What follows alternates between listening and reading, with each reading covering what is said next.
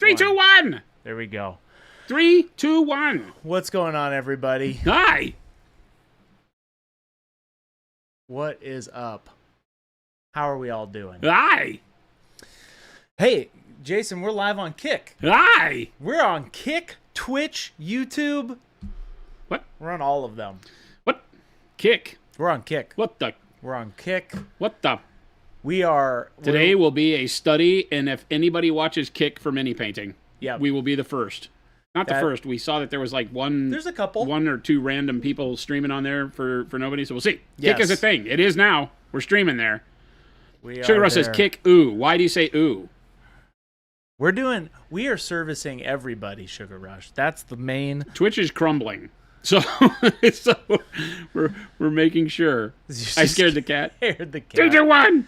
Nothing changes for you beautiful viewers out there. See, we're taking over the world one streaming platform at a time. That's all right. SwashbORKling is just an alternative to Twitch. Yeah. Essentially, that's what it is. They've been going head-to-head with Twitch, getting a lot of their top gaming streamers to move over there by offering them better payout packages and things like that. It isn't really...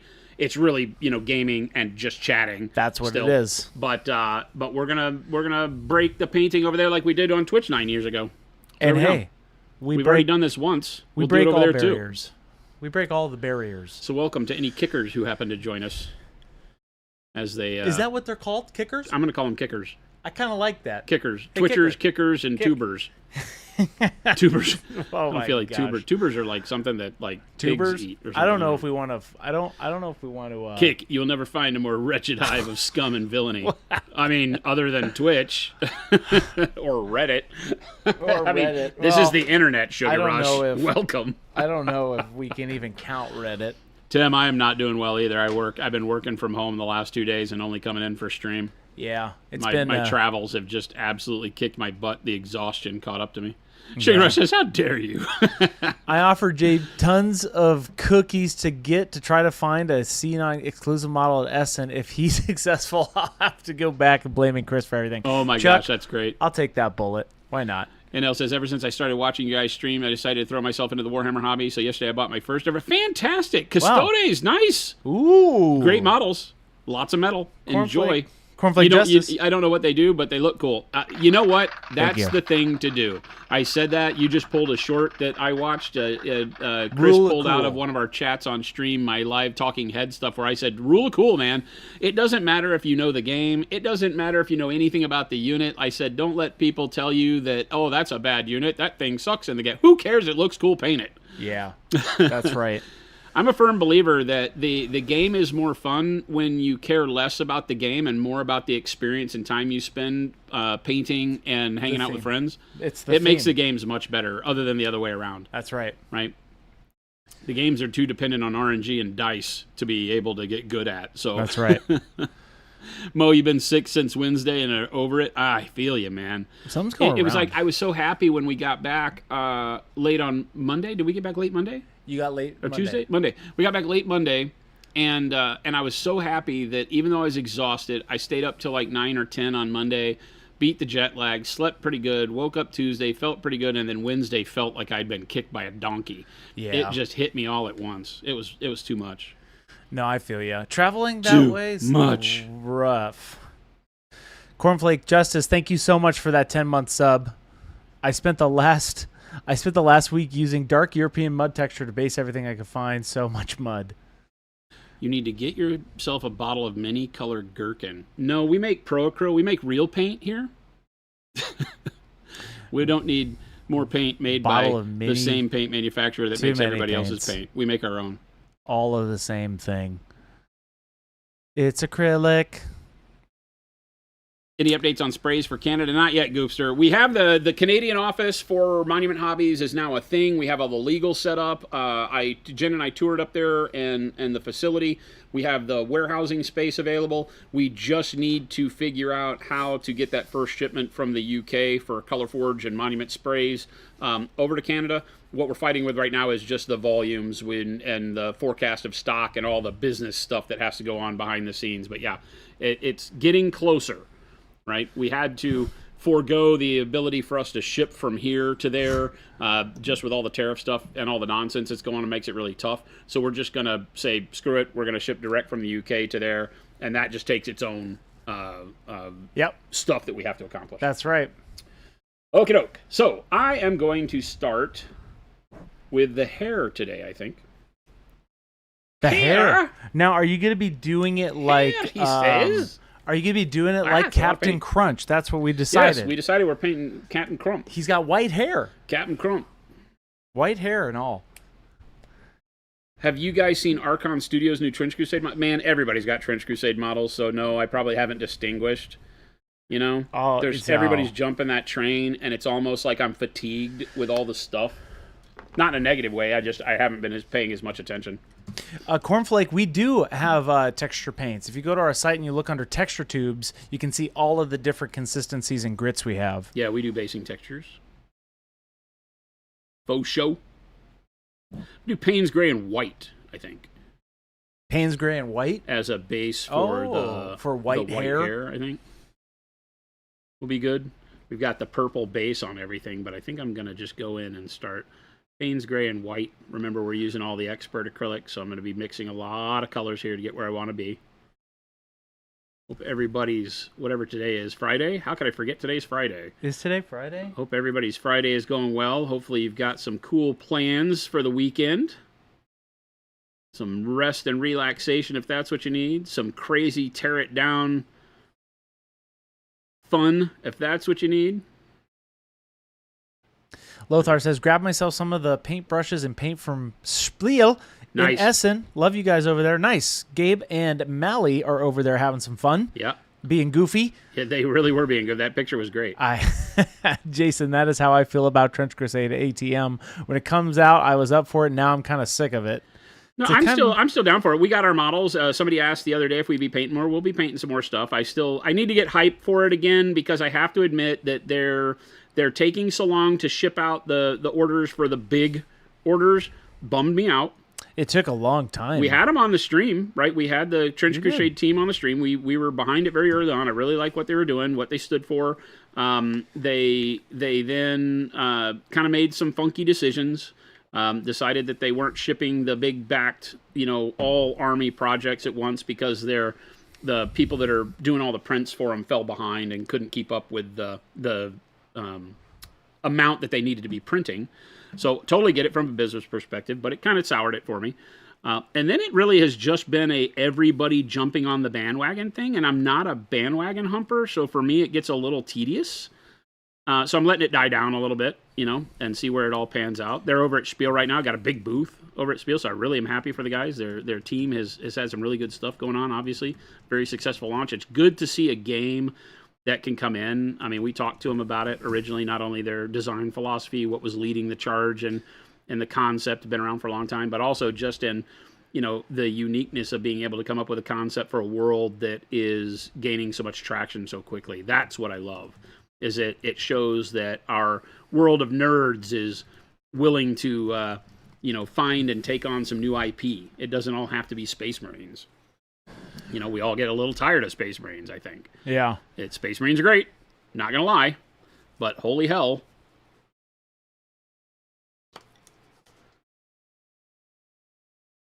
So yeah, I love it. And the concepts that go along with it have been good. So, yep.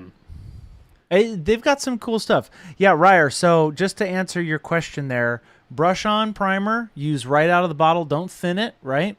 For brush on primer. And for airbrush just primer. Just moisture on the brush. Yep, that's it. Just a little bit moisture on the brush. No, adding a bunch of water. Also, our airbrush primer, just put it straight into the airbrush. No thinning required for the primer, for the airbrush primer. And love that you were able to pick some of that up at Spiel. Spiel. Gang's been having a lot of fun over there. Sounds like it. A lot of stuff going on. It's a huge show. It's easy to get lost there because our hobby is such a small portion of Spiel. But big event. Lots going on. Yeah. It is a huge event. It's the first time that we've had our own booth over there. Yep. But our distributors, PK Pro, And the gang are over there working hard too. So lots of great stuff. So this is, you said, is this Payne's Gray with bold titanium white? Payne's Gray with titanium white. We don't call it bold titanium white in the oh, you're right. You're expert right. line. It's You're just right. titanium white. But yeah, it's the same thing. Nice. Same thing. Oh yeah, I think this was a fun, interesting choice to see.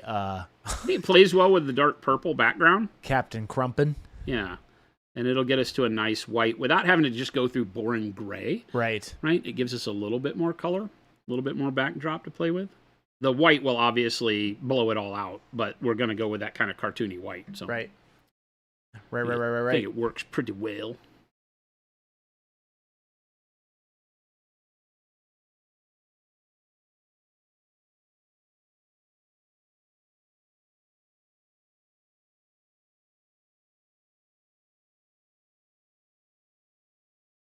Chuck says, in today's episode of Adventures of Machine Shops, I found out we had another closed hobby nerd. Oh, closet hobby nerd. And after talking to a couple of us, he ran out to lunch and to the FLGS to grab the PA base set. Seriously. Chuck, doing hero. the Lord's work out there. Hero. Thank you. The hero. We definitely don't deserve you, Chuck, but we got you anyway, so lucky us. We got you anyway, Lucky so thank us. you. Thank you, Chuck. Oh, man. I loved the one yesterday or the day before where he was like, so we nearly had an OSHA event Yikes. where somebody dropped their hobby knife It's or cut through their thumb with their hobby knife. It's so funny that all of these adventures in your machine shop sound very extreme all the time. Not that one, but in general. It makes it he sells it as the anti sell, right? It's like, don't become a machinist is how Chuck sells it.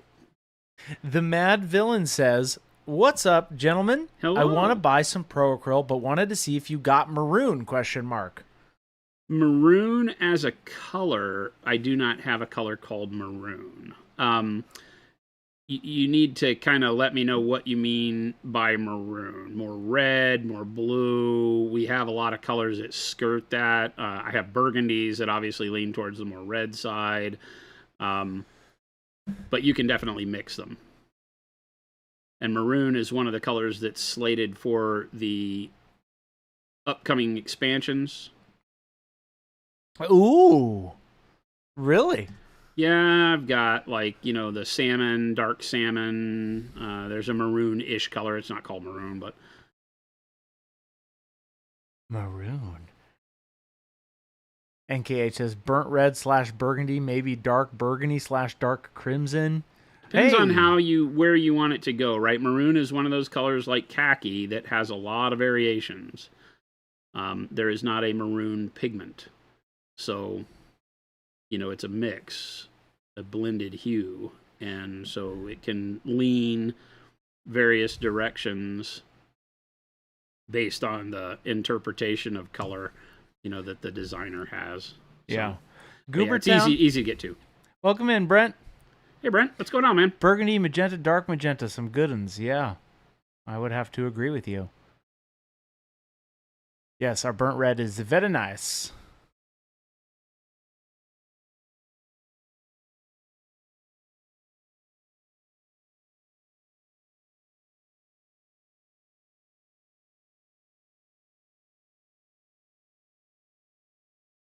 Sugar Rush says, what's the plan for me spending money on Black Friday? You gonna have anything for me or just buy video games? I got a hell of a set coming out on Black Friday. Oh. It's going to piss some people off. Oh, boy. But it's going to be fun. We have our first ever limited edition set coming out on Black Friday. Assuming I can get my act together and get the colors figured out. I still have some sciencing I have to do, so that's going to happen this weekend, actually. Oh, my goodness. We're on a clock now for that Black Friday. So, yeah, we're going to have some fun stuff. It's a 6-color set. It'll be limited edition 6-color set. We've never done that before, so that's why I say it's going to piss some people off. but it'll be fun. Make people mad in a fun way. Be a little FOMO on Black Friday for the first time. The 6 colors will only be available for a very brief period of time. Mo when they're gone, they're gone. Limited? Why? As I said so. We can't tell you guys anything. Just something fun. We've talked about it before. You guys already know what it is. You've already heard us talk about it. You just have forgotten. I don't know, Jason. They're the ones that brought it up. I think this was a chat idea. Well, actually, I think that the outcome, the thing that is happening, was an actual chat idea. Yeah. So blame chat is more real than ever in this whole thing. Because I know for a fact that it was chat's idea. Chat was begging for this. Like, you need to do a bloppity-blop set. And I'm like, I don't know. We don't like doing that. And chat was like, you got to do it. And I was like, I'll think about it. It's my signature set. And now, get ready. And now we're doing it. And now chat will be mad about it. So there's the internet for you. Wow. I'm going to have a blast. Get it while you can. That's what's going to happen. It'll be fun. Now, that Chai Cat says, wild fact, those powdered wigs used to be called macaroni? The line of Yankee Doodle about stick a feather in his cap and calling it macaroni. Call it macaroni. The British going, look how silly the colonist looks fan. Oh, huh. I didn't know that, Chai Cat.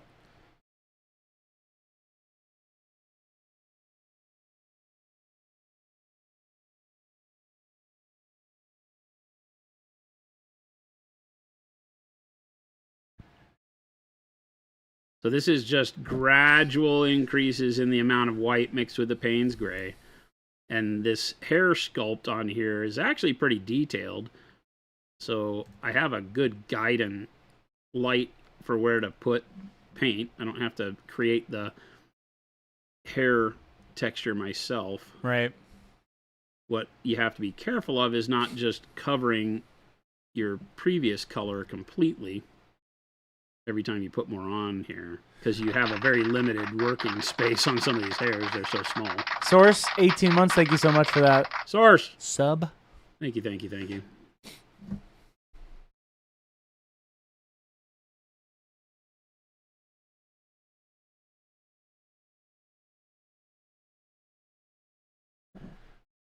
So you just gradually work it up. Yeah. You said, right? Like yeah, color this is mixing? just that layering. If you want to get in a little closer, people can see the kind of staggering of color. I'm tracing lines. It's like edge highlighting, where we have 50 million edges in the hair, right? The texture's already there. So I don't have to do much other than trace it. Is it kind of like that 75-25, 50-50? Yeah, kind of a thing. I like to say that's what I do. It never measures out that way, but it's like that. It's like we've gone to where initially it was 75% Payne's gray, 25% white, then 50-50, and then more of a 75 white, 25 Payne's gray. Now I think is probably a good way to look at it. NKH says, any more transparents in the pipeline? Not really. There, I've been teasing one for a long time, which is a more fire engine red transparent, because the current transparent red trends to magenta when you thin it down. And so we've created a transparent red that is bold red, right? Yeah. It's more like a pyro red all the way through. So there's a chance that gets released. And if so, it would make the transparent set move into a 10 color set for new people that buy it. Yeah. But you would be able to buy it on its own as well. So that is probably the end of the transparents. My goal with that line was to create enough color that you could mix anything you needed. That being said, there are some other colors coming out next year that I think you would kind of place into that line of thinking. I don't know. It's tough for me to give clues on that.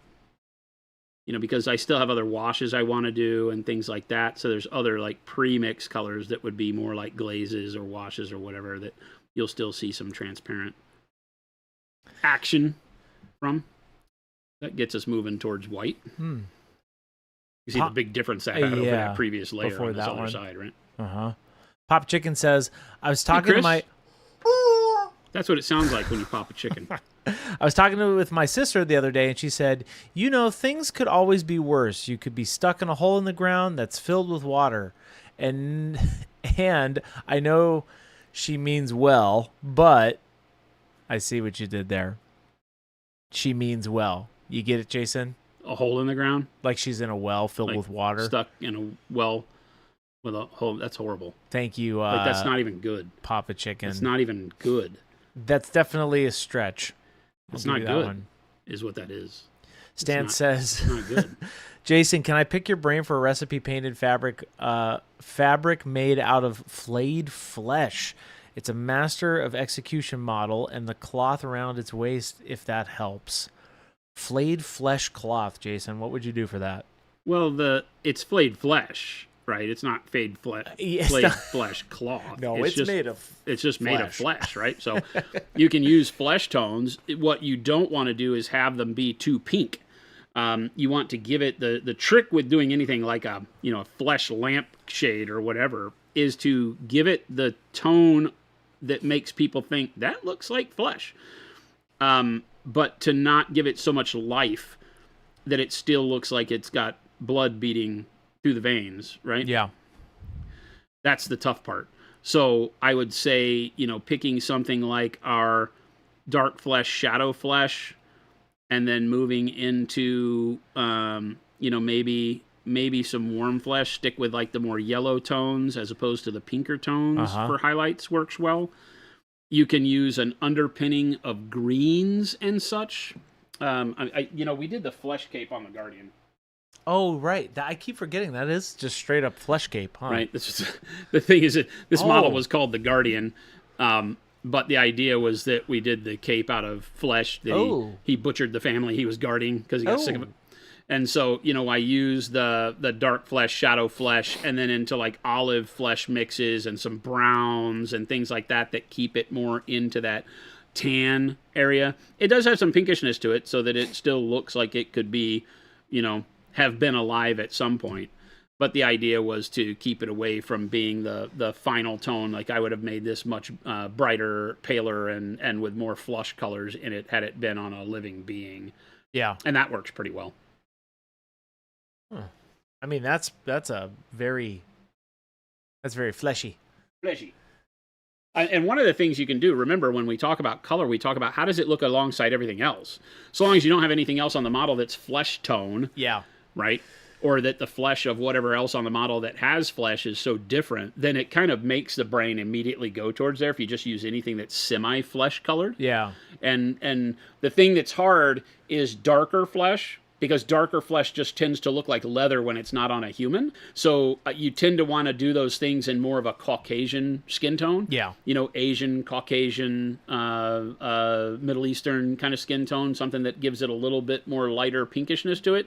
Because when you don't have the human dynamic frame for the flesh to go on, it's just harder for the eye to read what it is. The darker it gets, it just tends to look like any kind of leather, which is what flesh is. So human flesh can also be leather, but it doesn't tell the story you're looking for that it's human flesh. Right. So that's why you tend to see people use lighter flesh tones when doing that kind of thing. Everything else could just be cowhide or whatever. Flapjack says, anybody have favorite models from GD at Essen so far? I haven't seen any of them yet, but I have not been feeling great, so I have not really been digging for them. Yeah. I tend to wait until people post, here's my favorites from the show and the winners and all that stuff. So yeah, I wait till GW does their whole thing with the looking at pictures, such like that. No, Wad, we are not making lampshades out of flesh. Shrunken heads now still have the anatomy, so those can be any color and they'll read right? Because the fact that it's a head. It's just flesh when it's in an open, bodiless form, that I'm talking about.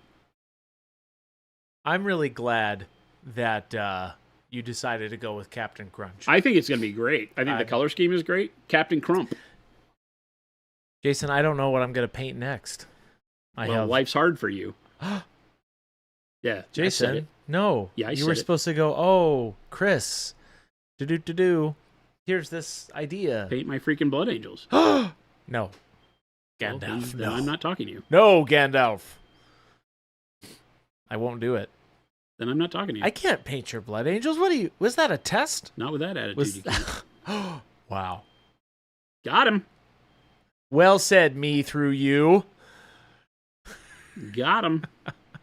I'll Not paint with that attitude. You can't. I'll paint them right now. All of them? Why don't you come over here and sit down, you? Let me get up there. Okay. I I will won't do produce and you paint blood angels. I can't do it. I take He's it back. afraid, That was a Chad. joke. I No, Stan, we are going to called do... him on it. Now, Stan, you called it out. I think my project when Jason teaches me non-metallic metal is going to be my Earthworm Jim model.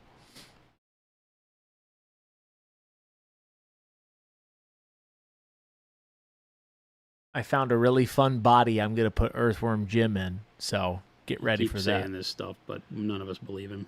What? No, I need Brennan to help me figure out the head. Oh, here we go. I need to have the. I'm sure. I found a STL file. Oh boy. Oh my. I found an STL file that I really like of an Earthworm Jim sculpt. Sure.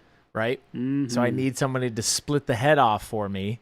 Right? Sure. He'll split the head off, and then I will put it on the little body that I want to put it on. Fantastic. And then the Psychro, I've actually been trying to figure out how I'm going to do Psychro. I have the model, right?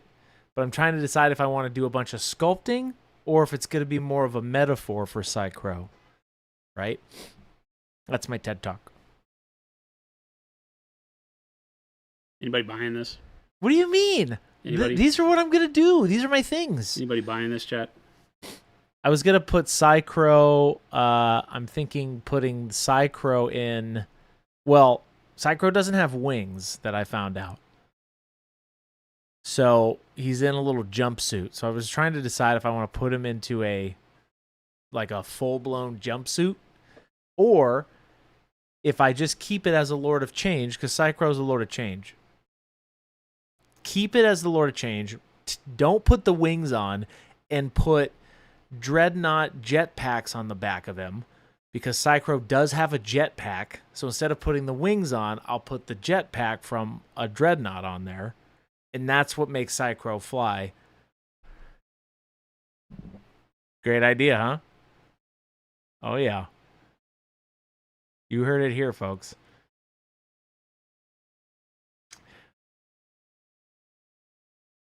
Bobby says, how would dry brushing the hair look different? You would not have control over your lighting direction as well.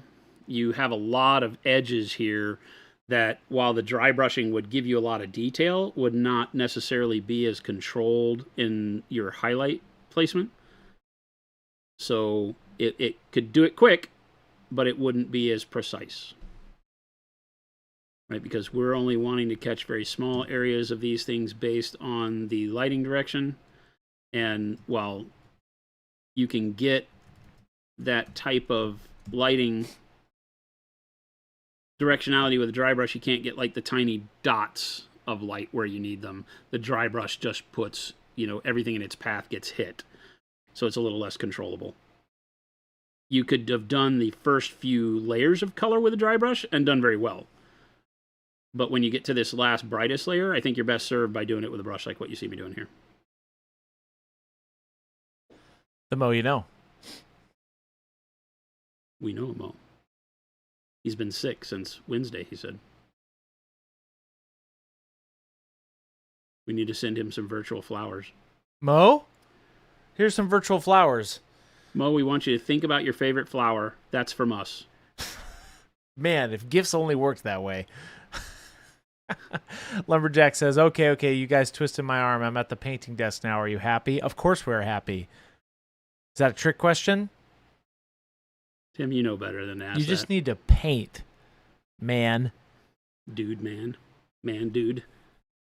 Chris, Dude, I have an Earthworm man. Jim 1/6 scale and 40K Emperor model. I could cut the head off and mesh it with the 40K Emperor. Perfect.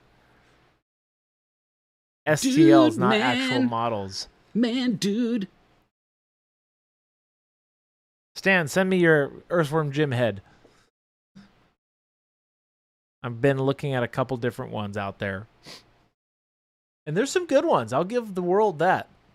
Some people really thought this through. But my Earthworm Jim's a little bit more grimdark. You know? You guys like that? You like how I did that there? Oh, Jason, you're going to love this. You ready? You're going to love this. I found out the name of the piece that I'm going to name my Earthworm Jim piece. You want to know what it is? Earthworm Jim. No, it's called Eat Dirt Pointy Beak Squeeze Head. Because he yells that. What he yells? He is one of his famous lines is eat dirt, and then he starts just shooting rapidly and just like very psychotically, and that's what he yells at Psychro when he's shooting him. I love it. Eat dirt. Pointy beak. Squeeze head. Squeeze head. It's. If you guys have white hair. There you go. White hair. That's it. Bam. That's it. Done. Wow. Done. That was fast and easy and quick and beautiful and wonderful and all of the above. Done. How many Suji points do I need to cash in a bottle of Wizard's Butt? 5 bajillion. That's a lot of points. Seth says, paint some Warhammer heroes as Blood Angels. Nice. If you are not familiar already, Jason is on an epic journey to finish his Blood Angels army. Yeah.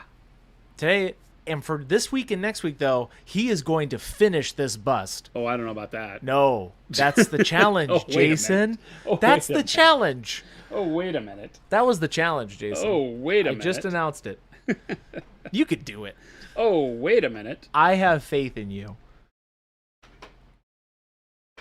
Captain Crump. That's right. Dark navy blue. Dark navy blue. Now, that's for the base coat of I'm not able to. I looked over there and I'm cheating. I have to use Prussian blue. I'm using expert acrylics only on this. That was a test. That was a test and I failed. No, you passed. I failed miserably. Because you picked, you're good. Okay. I rebounded before I actually put any paint out? Yes. Okay. You actually successfully passed. Okay, gotcha. Just checking. That was a test for you, Christopher. Me? Yeah. Oh, I was testing you. I definitely didn't make it.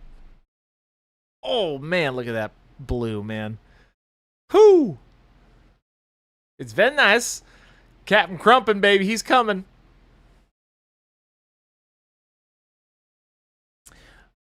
Rare says, almost forgot. I finally got the amp set at Essen and finally have the full range. Nice. Nice.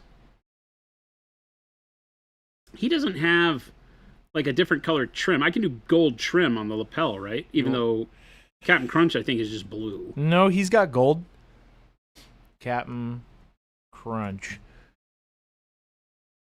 No, he's got gold all over the place. Yeah, he's got gold trim. Does he? Let me see. Yeah. This is the Captain Crunch I believe in. He's got... Oh, he's got some gold trim. Yeah. We can do gold. His cuffs, man. We'll do gold. People know what you're going for. That's for sure. We're grown-ass men. We can do what we want.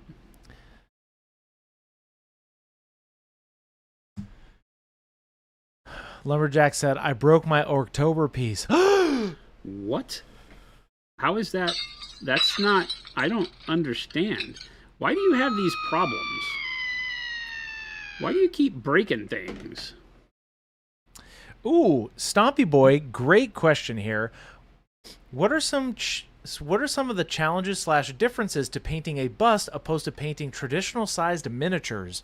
Great question, by the way. It's a great question. And the real problem or hill that you have to climb when moving from smaller scale 28, 30 mil, wargaming typical scale figures is that everything here obviously is bigger, which means that you have to now be able to focus on what different materials look like because they're so in your face.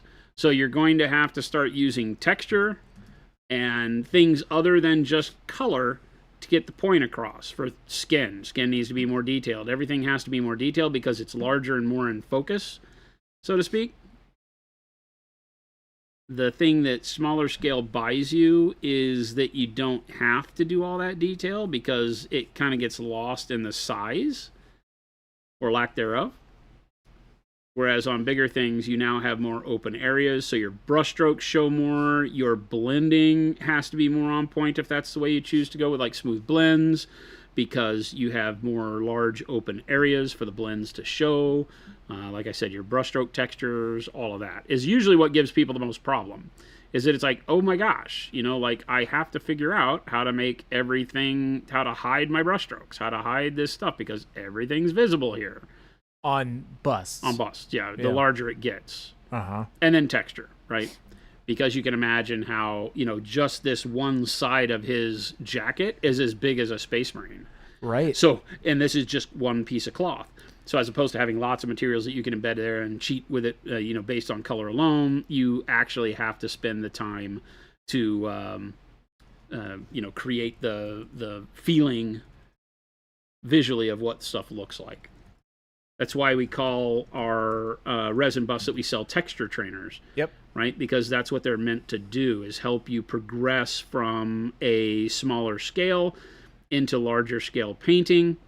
And we give you all of the different materials to practice on: metals, skin, hair, leathers, wood, and you'll just have to start learning those brush strokes and painting techniques that allow you to tell more of a story. Yeah. As the scale increases. But it's fun.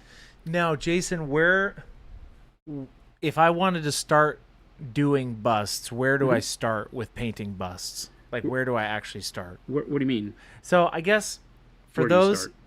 busts can seem a little intimidating. Sure. How do I how do I get myself into painting a bust? Well, I think, again, we say it, and almost to the point of redundancy, that rule of cool, right? Pick one that looks rad. Pick one that speaks to you. Busts are the greatest way, because they're not used in games. So you can find any bust for anything you want, generally. And then, if you get one that speaks to you because it's just a cool look, then you go from there, right? Mm-hmm. Grab one you love and start painting it. It's a dinosaur, a dude riding a dinosaur, an orc like this, whatever. Just find one that's cool, because that's going to be the biggest driving factor. And again, I think that's the truth of painting, no matter what it is you're painting. That as long as you love the sculpt, you'll find a way to get it done and to power through to learn new things. If it's something you don't care about, that video you showed me today that you cut, it's exactly those words. Yep. Never changes. Rule of cool. I guess busts can seem a little intimidating. Sure.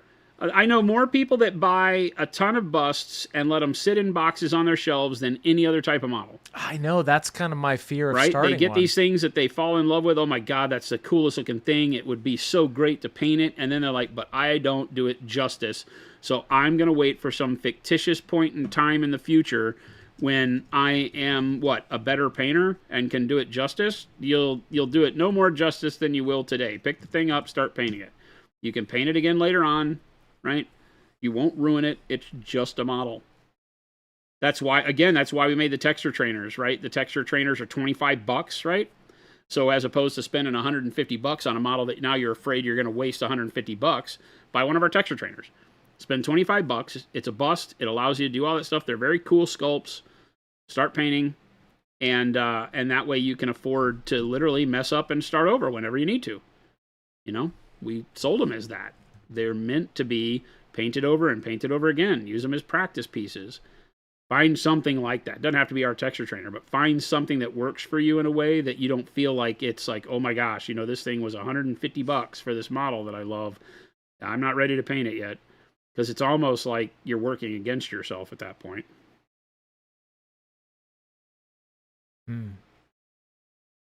I gotta find one. A bust that you like? I think I have one. I mean, paint a texture trainer, Chris. You have a ton of them. That's true. What the heck? I just told you the answer, and you're like, I just need to find something. Well, I have one that I think I'm going to buy. I just haven't pulled the trigger, and that's Pizza the Hut, because I really want to paint pizza. And I think putting like a glossiness on him at the end would be kind of fun, like he's wet, like gross. Well, because in the movie he's disgusting. Yeah. So I feel like it would do it some good justice. More like Chet from Weird Science.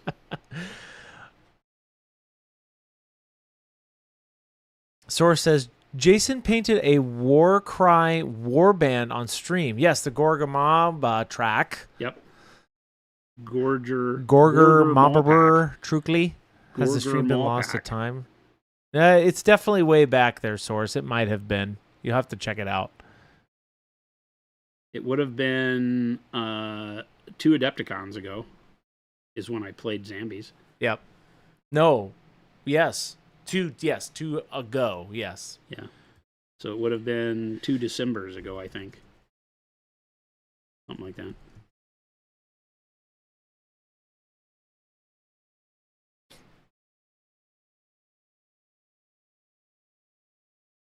Wired. Everybody needs a Larry the Ogre to practice on. That's Vince's deal. He's got Larry. He reprimes that thing a ton of times.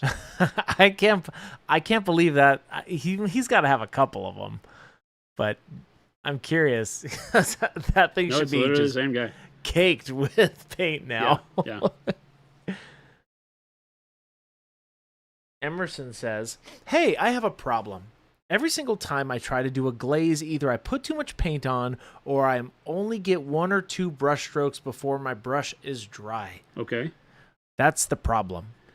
When you're saying too much paint, do you mean too much liquid? Are we talking about too much color so it's too opaque, or too much liquid that's flooding the surface? Because I tend to think you're saying too much liquid, because your juxtaposition there is that you don't have enough. Your brush runs dry too quick. So let me know what you're talking about, because one of them is one kind of a problem, and too much color and opacity is a different problem. If it's clarify a little bit for us, Emerson. If it's the fact that when you are trying to get the right amount of material on the brush, you're either overloading the surface, so too much moisture is hitting the model and it becomes uncontrollable, then yeah, you need to wick more off. And if you're wicking too much off, which sounds like the other direction, then yeah, you're not going to have enough paint to do the job, right? So how do you balance that? Well, a lot of that comes from if you're wicking off on a paper towel. There is a functional reason why I use my thumb palette. Yeah. Right? My skin is not absorptive enough to take too much material off of the brush, but it's rough enough that it catches enough paint that it takes enough material off to do the job. So the thumb palette is the perfect way to do that. A paper towel takes too much moisture off your brush and leaves the brush feeling dry, which is not conducive to glazing. Right? So that's generally the issue. I don't know that I'm telling you have to paint on your skin if you don't want to paint on your skin, but put a glove on and paint on the glove. The glove has similar properties. It's not absorptive, but it's rough enough that you can take moisture off. It will take usually less moisture off of your brush than your skin will, so you'll have to play around with that. So let me know if that's the issue you're running into. Or if I misunderstood your question. Yeah, Emerson, definitely send us a clarifier.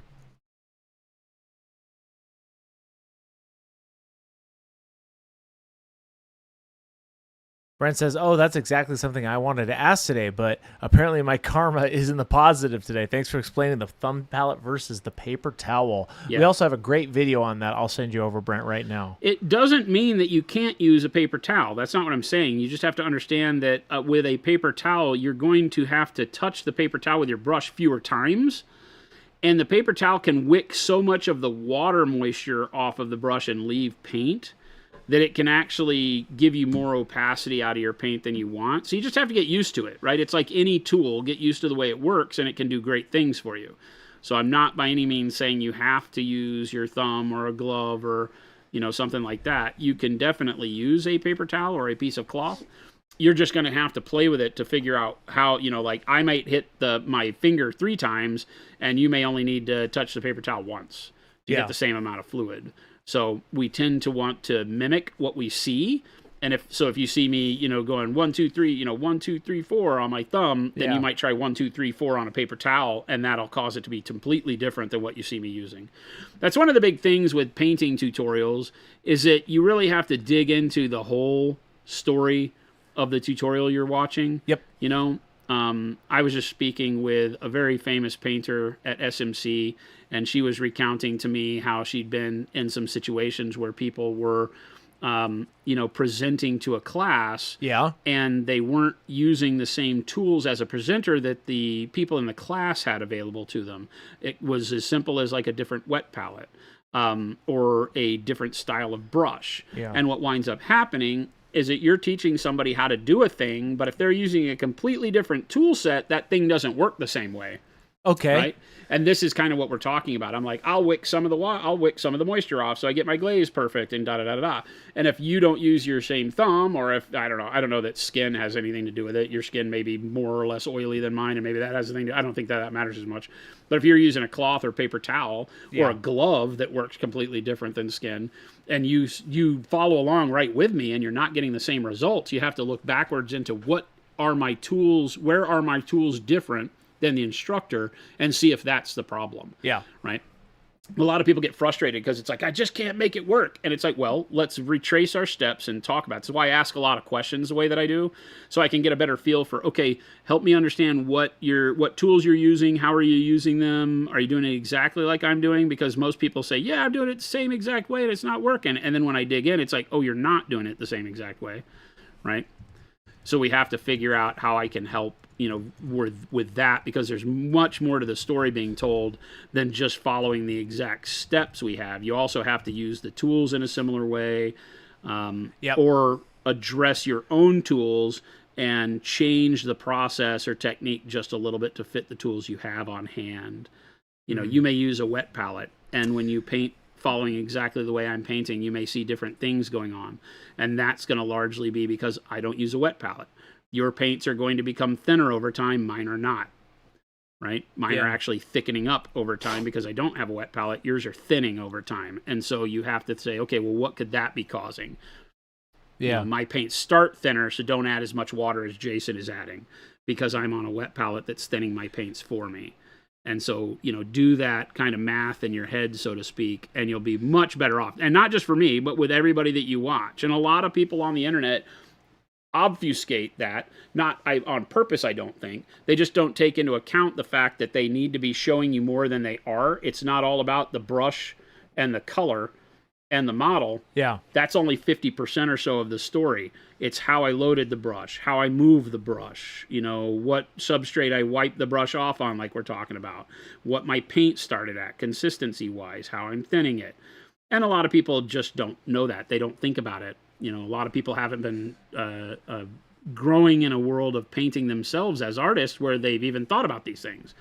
They've just kind of mimicked what they've seen and grown their talent out of that, and don't think in terms of, oh, what am I really doing? Yeah. Right? Interesting. Or understand because they might be using a different tool. Emerson says, oh, wait, so I like dryer brush because I like to do very fine lines. I also use a glass palette. Yep. Gotcha. You like a drier brush because you like to do the fine lines. You can do the fine lines with more moisture, remember, right? It's just there's that fine line, because for me, I have to have more moisture to do fine lines. Opacity becomes a problem. If I want to do it to where I only have to do that line once, and I need it to be opaque so I don't have to do it 3 times in a fine detailed method, then I need to balance that moisture so that it flows off the brush and gives me a nice detailed line, but also has opacity. Too thin and it's going to be see-through. So that's usually the balancing point that I'm playing with, right? Yeah. But moisture is the key. And you're finding that the reason you don't have enough color to do what you want to do is that you don't have enough moisture. So play with just a little bit more in steps until it gets you where you want, and even see what happens when you overshoot it with more moisture and see, oh, now my line for my fine line, I can see through it. It's not as opaque as I want it, and back off a little bit. Better Off Ted says, I took up golf last year and noticed the golf clubs don't come with instructions. I took one golf lesson and it helped immensely. With brushes, I noticed they also don't come with instructions. And one-on-one in-person lessons about brush control, I imagine, would be something that you guys would recommend, maybe? Yeah, we haven't actually. How to find that is almost impossible. Hang out here, I guess. Well, here, yes, I would say hang out here. Here is a great. There's a lot of good tips, and I'll just do this for everybody. in this painting straight lines video that references a lot of brush control, right? So that one is definitely a great resource for you. But yeah, it's also practice too, right? I would say so. A lot of times we talk about all of this around here because I'm always trying to see what it is about what I'm doing that is repeatable so that I can tell you how to do it. Because it's not just pick up Prussian blue and primary cyan and paint the coat. Yeah. We joke around here all the time with the whole like, oh, just finish the damn owl, right? It becomes finish the damn owl when people don't understand how to express to you what it is they're doing through every stage of the process, right? You can't just tell somebody, okay, now pick up the airbrush, thin your paint to the consistency of skim milk, and spray it on the model, right? That's not a process that you can follow. It took me a while to get used to the airbrush. Yeah, it's just not a process that's able to be followed by most people. There are some people that get it, and it'll work for some people, but not everybody. And so we try to go to that nth degree. I know that for some people, they hear the same thing over and over and over again, but I think that's the key, right? Is that like right now, as I'm kind of pseudo glazing this blue over, I'm doing my layer, my just do this video. Yep. I'm doing that. This first coat of blue is fairly thin going over the top of our Prussian blue, which went over the top of our dark blue or our dark purple primer coat, right? And that first thin layer is starting to give me a brighter blue, but it's also blending into the Prussian blue and the purple beneath it to give me that fade. Yeah. And, if I just tell you put the blue on the brush and put it on and you're too opaque, then you're going to get really scraggly lines. Like pop in super close on this. You can see how I'm getting that feathered blend at the edges because I'm using a very thin paint and a light brush stroke to do it. Yeah. Whereas if you didn't understand, okay, like yesterday somebody asked me when I was glazing the green over the skin on the orc, okay, what kind of brush pressure are you using? And that was such a fantastic question because even I forget to tell you sometimes, hey, for right now, what I'm doing is a very light or a very heavy stroke. Like right now, I'm a very light pressure as I'm applying this blue so that it feathers easier. Feathering meaning that where my brush touches the model is very light, meaning that the paint won't be in big blobs there, right? And my pressure increases as I go towards the place I want the paint. So light at the beginning of the brushstroke and heavier towards the end of the brushstroke, so to speak. Yeah. So I get color buildup, but around the edges where I want it to blend out into the other blues, it blends naturally. I don't have to do anything super technical to get the blend done, right? I'm not having to have wet on wet blending or anything like that. I'm literally just brushstrokes that are very light. Stan was asking if you were going to use any true metallics with this, and I said no, he's using just the expert acrylics. Yeah. And Stan says you should venture out of your comfort zone, Jason. Use true metallics. I've used true metallics for decades. I don't prefer them. Personally. It's a completely personal choice. I don't think they're very controllable. I know that right now one of our competitors has just come out with their true metallic paints. They're right across the aisle from us at SMC. I got a chance to see what they were talking about. It's really just colored metallic so that you can paint anything you want to in metallic paint. And good on them. It's still not, Juan Hidalgo used the paints because he's sponsored by them. And he just did a video that's out right now that talks about, can you do non-metallic metal with metallic paints? And the answer is no, but he'll try to convince you in the video it is. You can't. It's not controllable. Well, that's not the same thing, is it? Shiny paints are not controllable. The light goes where the light wants to on shiny paints. That's why we don't gloss varnish our models very often unless you want to be like, Chris is saying, and make it look wet. Right? Yeah. And so it's just not doable. I like the control because the way I look at the art form that we partake in is that I'm painting a photograph, a three-dimensional photograph. This is one moment in time of this, this yowling orc captain screaming wah at the top of his lungs, and somebody took a snapshot of it, and that's what I get as a model. The model doesn't move. Time doesn't change the model. It's always in the same pose. So the light, the way I paint it, will never move. Otherwise, it just becomes a piece of plastic under a light. And that's not what I'm painting. I'm painting a photograph. I'm trying to tell a story, right? Yeah. And in order to do so, I have to make sure that the light stays where I put it.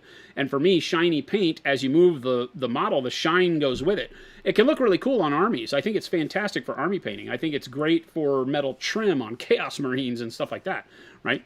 And you can wash it and you can do things to tone the shine down that makes it work more. like non-metallic. And But for me, the amount of time it takes me personally to do that is equal to the amount of time it takes me to just paint non-metallic paint. So Lumberjack. We make fantastic metallics, though. Stan says you can just turn any of your paints metallic by mixing in metallic medium. Also true. Yeah, I mean we've had that for years. But yeah, it's really a thing where non-metallic is tougher to learn because non-metallic requires you to know where and how light reflects off of different surfaces in different ways, and that's a big ask because it's not necessarily a fundamental knowledge thing. We've been staring at things lit under various lights our whole life, but not in the sense that, oh, I need to recreate that tomorrow. Yeah. Right? So it's very difficult to learn.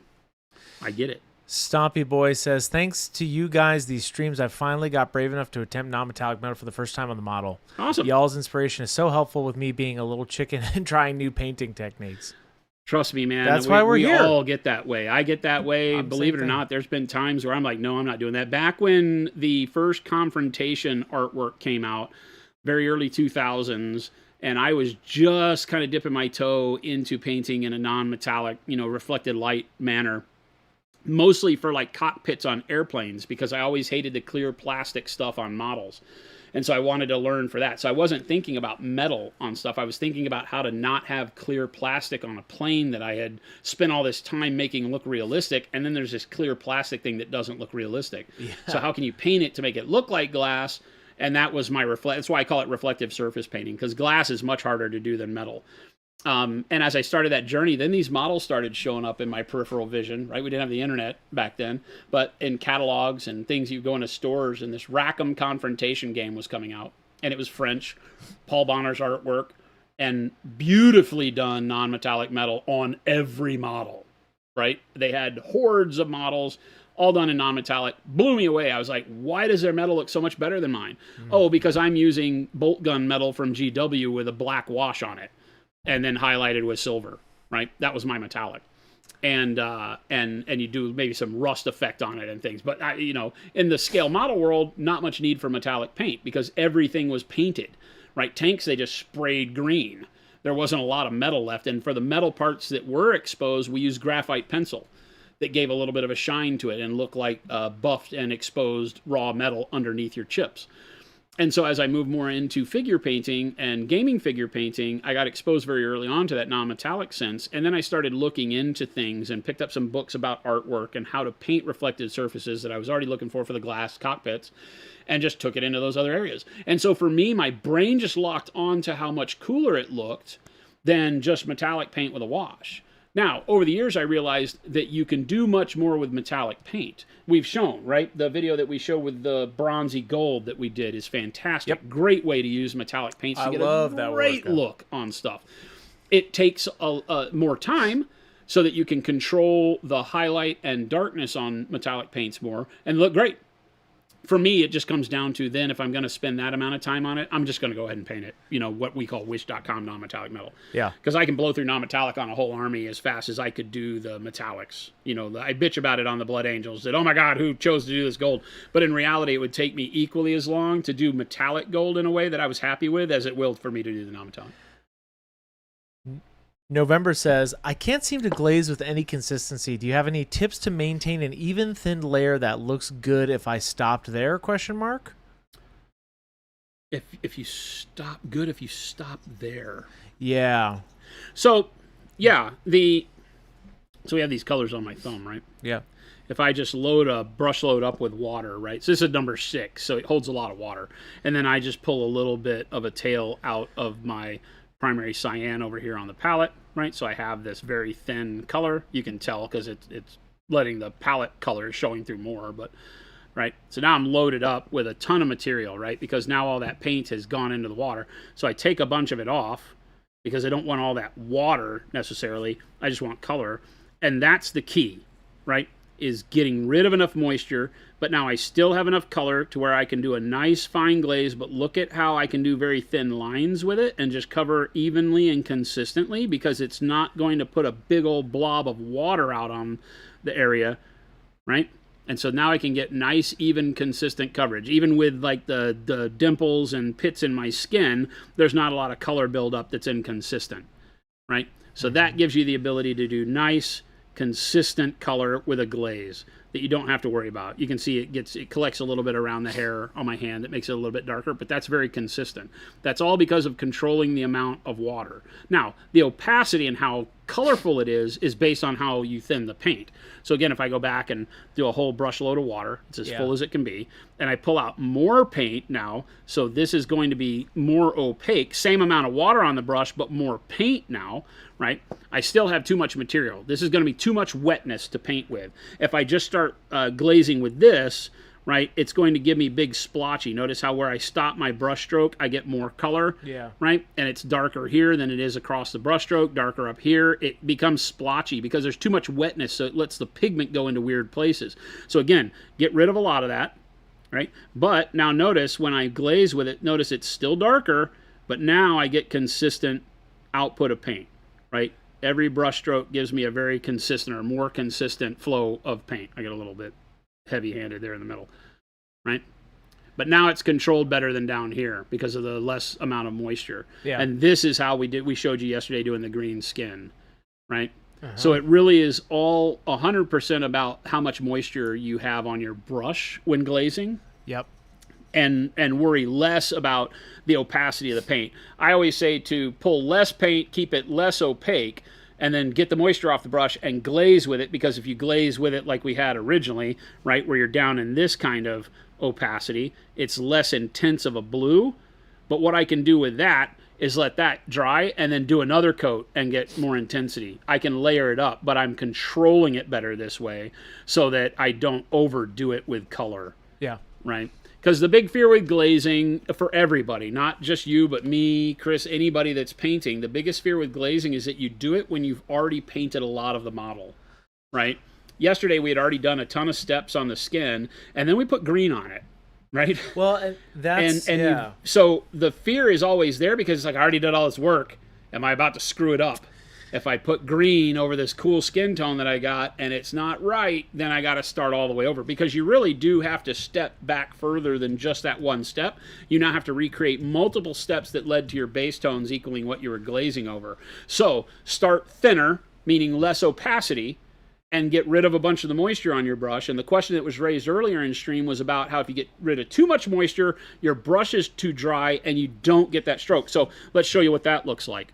Again, if I load up and I grab some thin paint, and let's say I'm just going to do it on my paper towel here, right? So rather than on my thumb, I'm going to take my paper towel. And if I wick the moisture off on my paper towel, now I go to glaze. Now look how I'm not getting a consistent amount of blue. There's some that'll build up there, right? It builds up a little bit in this area, but it's not consistent. I've gone the opposite direction, where too much liquid gets me pigment built up in weird areas and it gets cloudy. Too little pigment makes it to where I can't get enough paint out to do the job I mean to do, right? So there's the balance. You have to figure out how much moisture to wick off, and that's why I use my thumb. I've never been able to, even with a ton of moisture on the brush, I've never been able to over wick the brush because my thumb doesn't soak it up. Right? It can only take off so much before my thumb is saturated. The rest of the moisture just keeps getting picked up by the brush. And now I can come over here, and now when I'm glazing, I get that even, consistent output of paint. So I don't know that I'm trying to teach you to use your thumb palette, but I kind of am. Right? It's like the best substrate for doing this for glazing.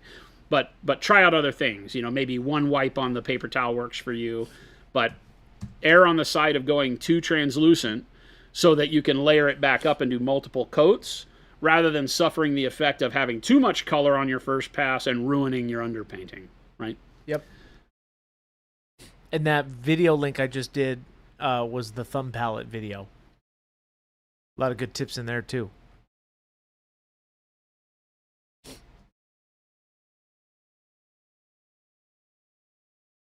This is my layering style, not glazing. This is still thin enough to where I can get the bottom layer color to show through, but not so thin that I have to do multiple coats.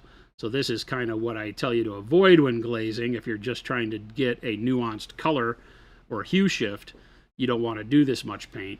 But when layering, and I know I'm going towards a brighter blue, then this is exactly what I want to do each time so that I can get more blue in one pass and not have to do 2 or 3 coverage coats across an area. This is just for efficiency. It's also very relevant to say that this is one of the most important techniques to use the adage where I say always paint from where you don't want the color to where you do. Make sure your brush stroke stays moving towards the color, not away from it. So my brightest area of the blue on this cuff wants to be right here. So don't start your brush stroke there, even though that might make sense to you. Start it away from that area and pull towards that area. And make every brush stroke go that same direction. Don't start here and push off and come back and squiggle around, because, you know, we always talk about how painting is like sweeping the floor. The pigment, the dirt, goes wherever the brush goes, wherever the broom goes. So if I push the dirt, the pigment this way, then most of the pigment ends up over here in the shadow where I don't want it. If I come back and move it back here, then I've grabbed it and moved it back here, and then I go back and I move it, I move it, I move it, I move it, I move it, and it starts being cloudy. Keep your brush strokes always moving in the same direction. So I touch back here in the shadow, and I move out here towards the bright area. And that leaves all my pigment building up right here. Right? It's actually forming a line. See that line? And then in order to not have that line, I then start over here and move right back into that line. Why is that so important? It's so important because you get the color in the wrong place if you don't do it this way. You lose your contrast easily if you're not putting your vibrant colors where they need to go. Imagine if so like the bright spot of this lapel, it wants to be right here, right? But if I start here and start moving pigment down towards the other side of this flap, then the pigment builds up down here where I want it darker. So instead I start where it's dark and move the pigment up to the top. That way my brightness starts building up along here where I want it. Then I do the same thing from underneath. Start moving from the shadow up to the top. And I wind up getting the pigment building up right there. And that's always what I'm thinking about. Train your brain to always do this. Stop the brush at the spot where that color wants to be the brightest. Start it away from the color where you want it and move it, and make sure when your brush stroke stops, it should always stop where you want the color that's on the brush to be the brightest. Just train your brain that way and do it no matter what you're doing. Right? That is one of the single most important brush control aspects of painting that nobody ever talks about. Right? Some people don't even know it. I've watched tremendous Golden Demon Slayer Sword award-winning paintings that don't know this. They just get lucky. They just are the kind of painters that go back and forth and build up shadow. They have to repaint their contrast all the time because they get too much brightness in the shadows because they've moved their brush strokes there inadvertently. And so then they go back and paint darker colors over it, which isn't bad. It's just you can avoid a lot of that in the beginning and build your contrast and volumes up correctly if you just start with your brush stroke pushing pigment where it's supposed to be. Notice how when I did that over here, look at how much darker it is over here on this side of the cuff and how much brighter it is on this side where we built our pigment up. So all of my blend is already starting to work without me having to do anything except move the brush in the right direction. And then just keep repeating that, layer after layer, until you get the brightness where you want it. If you watch the way I paint, this is 100% the way my brush is always moving. Unless I'm base coating. When you're base coating, all bets are off. Just put the paint on.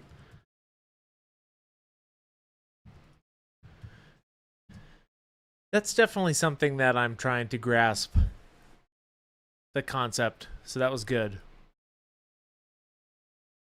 Yeah, these are the little things that will help your painting so much day one.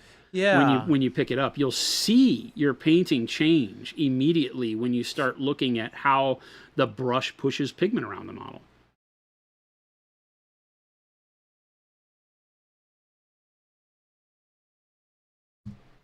Now, CJ, to go back to your question, CJ, yes, every month in our Discord, and if you all need to be a part of our Discord, here is the link for you.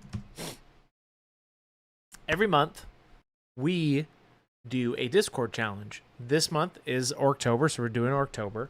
You submit your review, or not review, you submit your piece in the Discord challenge channel.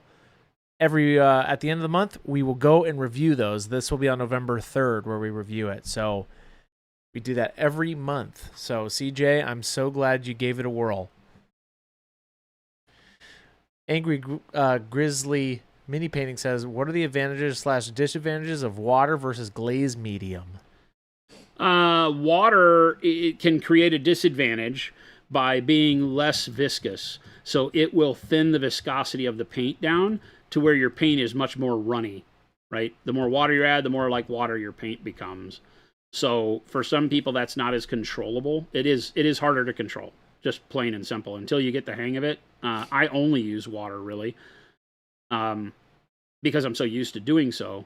But water can make the paint too runny, and if you're having hard times controlling the viscosity of the paint and controlling the amount of fluid on the brush, then starting with like our glazed wash medium can really help. That's a great point. It's something I completely missed when we were talking just a minute ago. That, you know, if you're having trouble, the glazed wash medium keeps the paint feeling like paint is the easiest way to say it. Without getting too watered down? Yeah, it doesn't water it down, so it flows like paint, even though its opacity is now lower. Right? Because when you're creating a situation for glazing, you want to reduce the opacity of the paint. But if you just add water, then the opacity of the paint lowers and the viscosity lowers. The paint becomes runnier. When you touch the model with it, it kind of flows out easier. You have to push it around better. All these things I've talked about with brush control become way more important. If you're using the glazed wash medium, they're all still important, but the paint goes exactly where you put it. It doesn't flow into recesses and get uncontrollable if it's too wet. So if it's too wet, you'll just notice real quick, and you can just kind of blend it around and then go wipe more off of the brush. The paint, when thinned with water, is a little less forgiving than that. So, good question. Yeah, great question. The whole broom thing in brush control definitely is a good visual. It's huge. Stompy Boy says, when using water, should you use distilled or is tap okay? I'm using disgusting Arizona tap water. I say, viva la tap. Arizona is really, really we bad. got a lot of... I think we're the 4th or 5th worst tap water in America. I think we got some good minerals in there for our paint. It's very heavy, very mineral laden, very horrible for it's toilets. Very heavy. We have very heavy water. Very heavy water. Especially, I mean, heck, I'm on well water, and it's even worse. So, yeah. But yeah, it's at least our paints are formulated to work with whatever.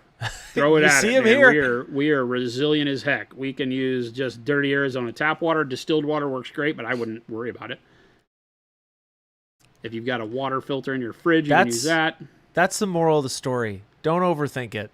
Yeah. That's my The whole tip. goal with ProAcryl was to make paint that was easy to use. So you don't have to worry about what you're mixing in with it. I would not use anything that has IPA as an ingredient. Some acrylic mediums, like airbrush mediums and stuff, might have a little bit of alcohol. I'd stay away from that with our paints. They don't like it.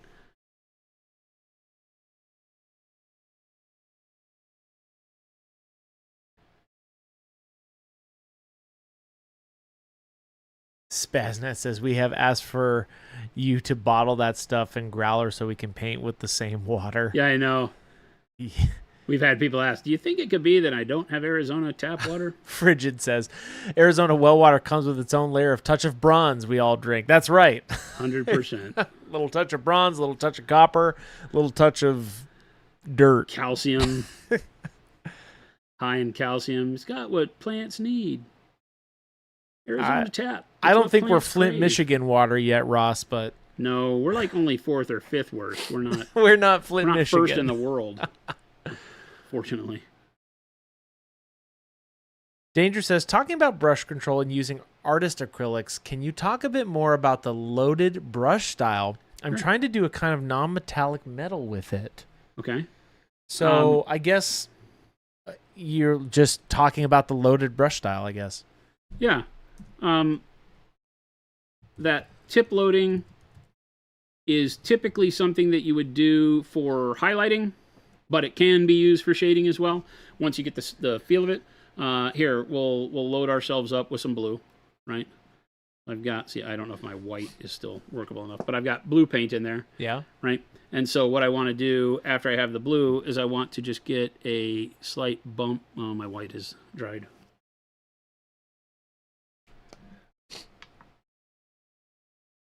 Right? Get some white. And so I've got tons of blue. And then I want to just get we use the heavy whites because you want to make sure that whatever light color you put on there doesn't go with capillary action and go back into the bristles. Notice how the blue is liquid enough it's gone back into the bristles. The white just sits on top. So what this allows you to do now is with the very light pressure, you have to have very light touch. is that as soon as you touch the surface, you get the white, and as you press, it starts to blend with the color that's on the body of the brush. You press harder, and eventually you get to your normal color.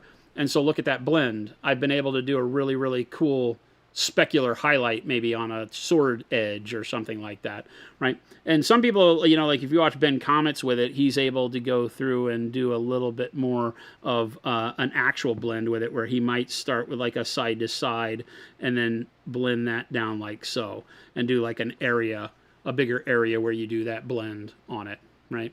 I'm not as great with that, but the tip loading pull is something that I would do along an edge, where you can get that first bright spark of color and then press harder as you go, so that you wind up with the color that's in the belly of the brush later. And it gives you this really, really nice blend that a lot of people can't do on their own, right? So it's a great way to get a nice, consistent blend. Harder to do over larger surfaces. You've got to really have a feel for it, because you can see my brush stroke through there where the white kind of zigzags. You can come back and kind of use the wetness of your brush to maybe clean that up. Not on my skin, I can't, it'll tear. But easier to do like this. Why would I use a technique like loaded brush over just traditional blending? Is there just because it's so simple? It's a very simple one-trick pony. You go doot and pull your blend. Hypothetically, this might sound dumb. I can use a lighter, any color with any color to do that, but it should probably be lighter. I like lighter first. That's the way I've always used it. That's what it's for, right? Well, because I'm used to putting it where your highlight goes, and then you pull back into your shadow with the other color along an edge. Right. Right.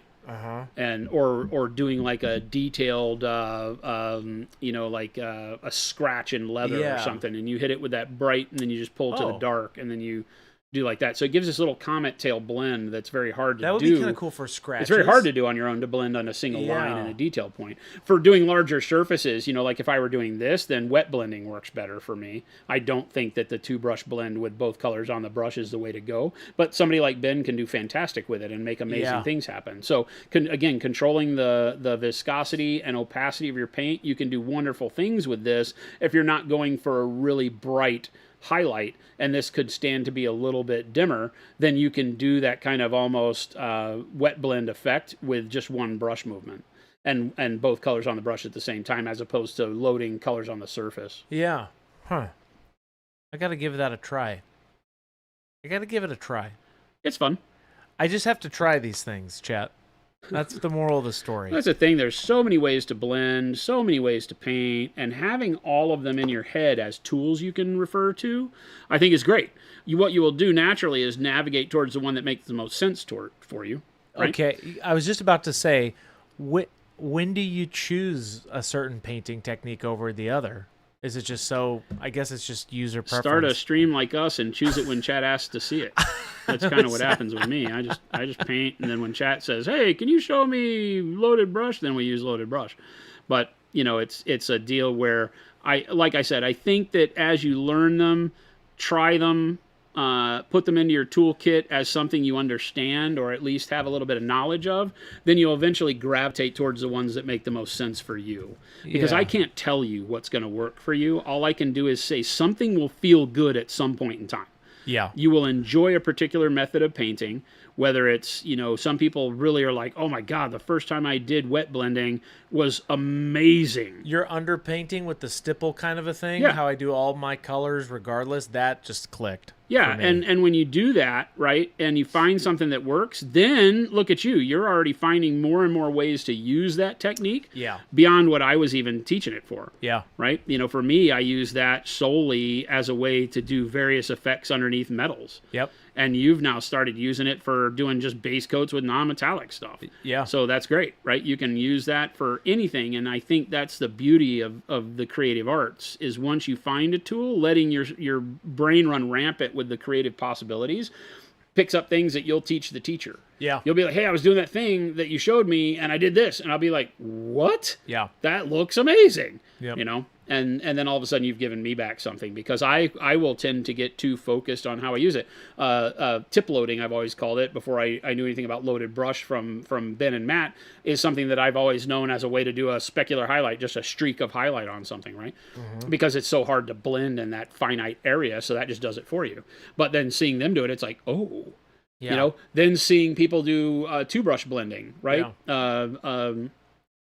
Baby J used it a lot because he learned it from Dallas at the Privateer Press. That was kind of their way of painting for a long time.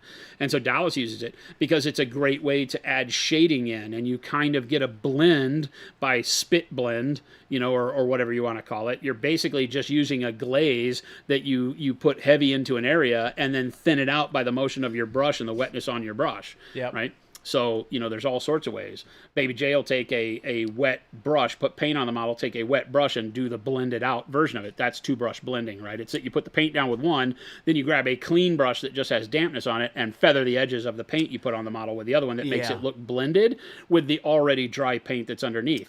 So there's a myriad of ways to blend color. And if you go through and try them all and find one that sticks, you'll find that you can do miraculous things with just one. You don't need to have all of them. They're neat to have in your toolbox so that you can go back to them when needed, but you don't have to. CJ says, could you use Noosh to wet blend acrylics like oil paints? Could you use Noosh to wet blend acrylics like oil paints? I mean, they already, yeah, definitely you can. It is a drying retarder. Understand that it has things in it, right, that are made to help paint move across the surface, not to stay put. So, you know, that is going to make... I know a lot of people wet blend with Noosh, so I'm going to say yes. A lot of people wet blend with Noosh. Yeah, they wet blend with Noosh, right? They put a base, they add Noosh into their paints, which makes them take longer to dry, and that means that now you can blend those colors longer. The thing that I will tell you have to be careful of is that the glaze wash medium is actually better for this. It also has a drying retarder component to it, not quite as aggressive as Noosh. Okay. But it is not built to make the paint skate along the surface like Noosh is, right? Noosh is meant to where you can move the paint by wiping it, you know, dragging it across. That's a part of Noosh that we love so much. So be careful there, because if you're wet blending and you're too aggressive with your brush stroke, adding Noosh to your paint might make your paint move. Yeah. And not blend in the area you want it, but move to the area that your brush is trying to push it to. So that's all I say is be careful with that. If you're going to do that, use a very light brush stroke, and that'll help you a lot with keeping the paint where you want it. But yeah, it definitely will. Anything that keeps the paint from curing as a drying retarder helps a lot. I'm going to paint this little patch some other color, but I don't know what yet.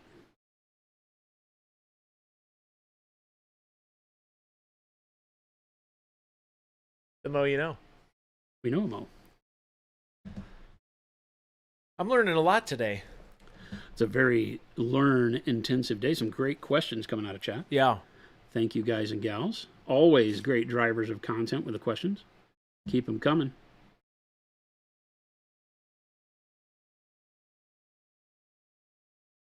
Speaking of keeping it... Welcome, everybody. Stop you before you get going there. Wow, it's 3:30 already. Crazy. Can you believe that? I think choosing to make this Captain Crunch Captain Crump. Would you get it right? Captain Carushly. Isn't that hard, dude? Captain Crumply. Oh my. Captain Crump. That's what it is. Captain, God, like with an apostrophe. Captain Crump. What is going on? I think that was an excellent choice. And by excellent choice, I mean a great choice by Jason. I think you came up with that. Shh, no, that's all you. I didn't come up with that. You were like, man, what if this was Captain Crunch? Yes, it was you, man. I don't think so. I think I can blame you. I'll take full responsibility. I think that was you. I think this is the perfect model to do it. Yeah. It's perfect. I love it. It's just that perfect amount of fun. It's just, it's a theme, man. Or it should be fun as the thing. I don't know. Themes really get me nowadays. Like, I could paint anything. Who knew? I could paint anything if I knew there was a story theme behind it, right? Space Marines. I can't paint a Space Marine unless I have some kind of wackadoodle theme. And it doesn't even have to be that wackadoodle, like Crimson Fists, right? That gets me... That is a theme that I can get behind. Yeah, that was crazy when you saw those and you were like, ooh. Those are my favorite Space Marines. I have no idea what they are. I have no idea, but that red pump with the red fist, I don't know, it gets me. Besides Thunder Warriors, which are really cool. So, you know. Artistic Outlaw says, do you plan to glaze more on the skin or is that done? Once I get, it's at that, what we'll call 60, 70% level. And then once we get the other colors done around it, then we'll take a look at it. Remember, I'm always saying that when you're painting something like this, any model really, is get your composition roughed in before you go and finish anything 100%. There's still a little bit of contrast imbalance. This, where I did the magenta over here, I need to do some glazing in there to fix that. It's a little bit too dark at the cleft area, that muscle. It goes up into the brightness too much. Probably a little bit of that happening over here on the pec. So there's some imbalance of contrast I need to go back and fix. Yeah. But I'll wait to do any of that until I have all these other colors finished, right? Because we have, the white hair, even though we didn't go pure white, it's white hair. And then I've got, like, the gob will be some metallic something or other, his teeth and tongue. All of those will change the visual representation of the skin. This bright blue, right? Because we're still in the midtones on the blue, but it'll get to a brighter blue, like cartoony blue. That next to the green skin is going to change how it looks and probably cause it to need more brightness on it. So rather than working in a vacuum and saying, oh, I'm not happy with the green yet, it needs more brightness here and here and here, how can you tell? Because you don't know what you're doing next to it. And every time you put a bright color next to a color, it makes the color next to it look darker. Anytime you put a dark color next to a color, it makes that color look brighter. So it has the potential to, right? And so get an area done to, 60, 70, 80%, like I feel the skin is. It's done pretty well. And then paint everything else up to the same level. That's why you'll see a lot of my models as we do these kind of strategic implementations of paint on them. Then we get to a point where the whole model has some paint but isn't really finished because we've shown you what we needed to do. But you can't get to a good decision-making point on the skin until you have all the color around it. I don't believe. If you painted the same Space Marine 50 million times, then you can make the decision because you already know what it's going to be like. But on a model you've never painted before, do something like this. Get the whole composition in frame before you make those final decisions. How long does it take for Pro Acrylic to fully cure, specifically airbrushed on? I'm running into an issue where applying Army paint speed paints over airbrushed Pro Acrylic causes the PA to reactivate pretty hard. How do I say this nicely?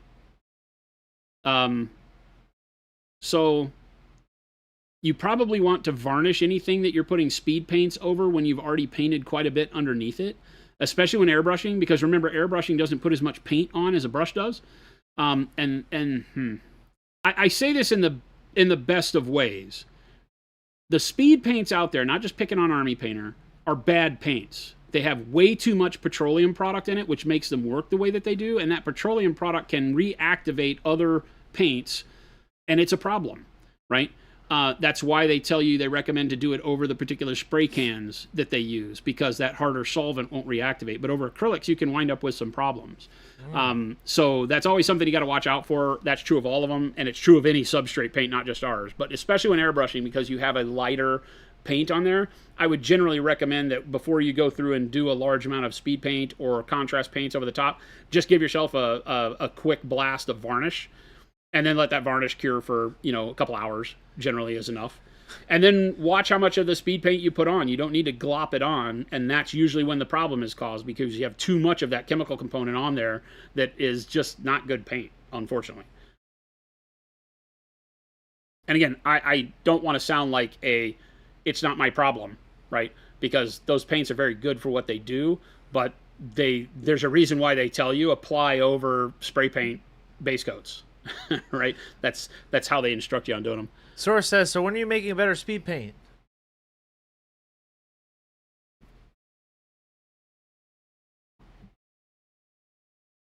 Stan says, Jason, I'm not sure if you can explain this. How are you deciding where to place your highlights? Like the hat. It's a long question to say it in that accent. Okay, so it says you like the hat, then you place the whole brighter color upside down, so real light is being reflected off of it differently than it looks now. Maybe, wait a minute, painted under the peak as shadow. Well, you have to look at the peak of the hat, or there isn't really one, right? The only part of this that would be in shadow is right here. Right? And then maybe a little bit on this curl if my light's coming from off the shoulder. So where I just painted that wetness is really the only place. And so all of this would be just as bright and catch just as much light as this side of his face. Right? Think of yourself as being the sun, and if your sun is coming from 2 o'clock, this is what the sun hits. So see how my blue is going to be brighter through this area? That's why I'm doing the brighter blue through here, but stopping before I hit this edge because you can't see that edge from. I always turn the model like this. You may not notice it, but I'll look at it like this and say, okay, if I'm Mr. Sun, hi everyone, I'm Mr. Sun. Don't clip that. And I'm looking at the model, then you put the brightness on the parts you can see, right? A lot of times we tell you that, the model should have the brightness from the area the light is coming from, and from the opposite direction should be much darker like this. So see how we have not too much brightness coming this way and lots of brightness this way. And that's what I'm doing here. That's why it gets darker as it falls off this side, right? The brightness kind of kicks in mid-roll and comes up. This is still a mid-tone color, so I can still push it into the shadows a little bit, but I'm starting to set it up that way. Captain Banner says, makes sense.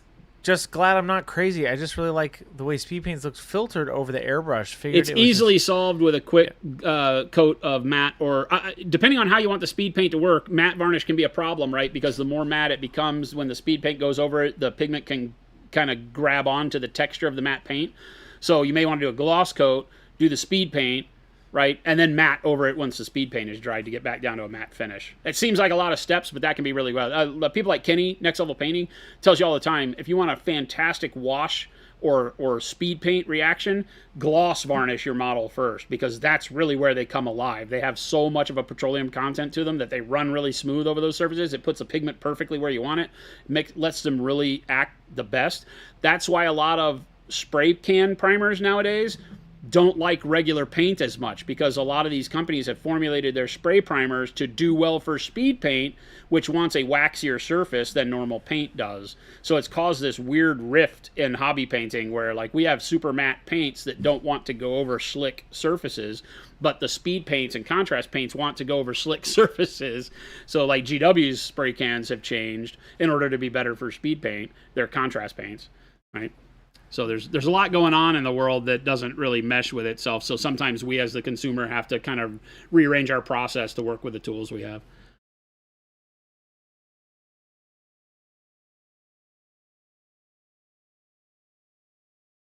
Uh-oh, Mr. Jason is the sun. What's that? There's a clip.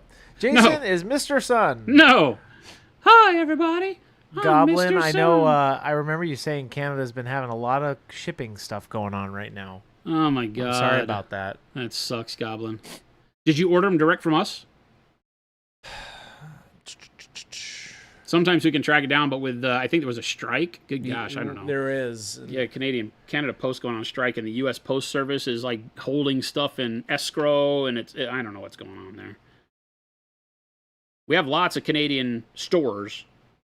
So always, if you're up in the Great White North, always check with the Canadian retailers first and see if they can even custom order it for you, because what doesn't get held up is all of the shipments from us to our Canadian distributor and from them to the stores. I remember Goblin Twink, you live pretty far from your store, right? Yeah, I think so. Like 100 miles, if I believe. Well, but a lot of those places will still send it to you, right? A lot of the Canadian places will still do mail order. So always give it a shot. Never think it's out of control. 100 miles is worth it. Fenris Workshop does online sales, and we'll ship it to you. And they will, I'm pretty sure, I don't want to get them in trouble, but I'm pretty sure most of those places, if you tell them what you want, they'll put it on their order with the distributor next time they sync an order. And it may take longer than you want, so I don't know that it helps that way. But